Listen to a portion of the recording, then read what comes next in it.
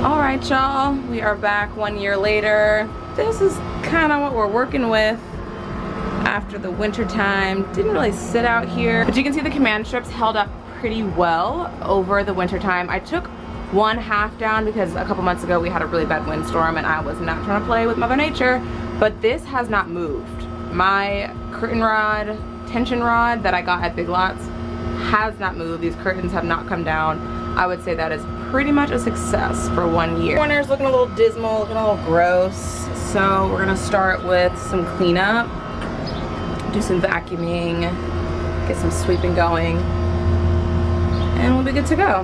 One last sad shot, pre-cleanup, just kind of get those corners, get the spider webs, the dried leaves. Give me a clean environment to work in.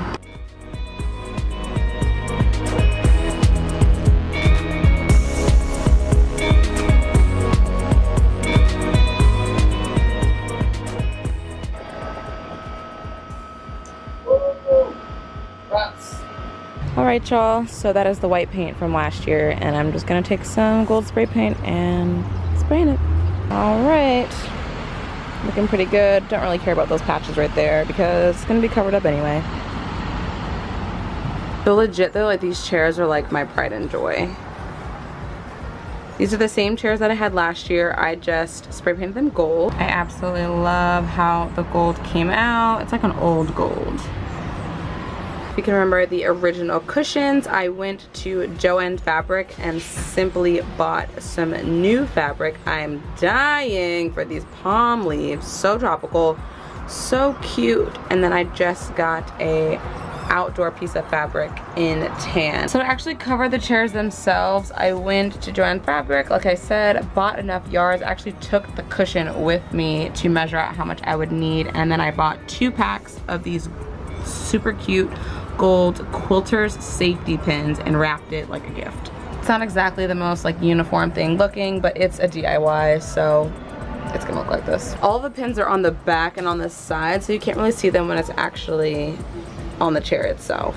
And once again, it's a DIY. You don't have to be perfect. That's the fun in it. You made it yourself. It is custom. You can see the little tabs that used to be red. I kept the tabs out when I wrapped it just so I can secure them if I need to. I can just tuck them in like that so you can't see them. So I was in the Dollar Tree and I found these cute little like candle holders, glass, and some like diamond shaped ones, which I love.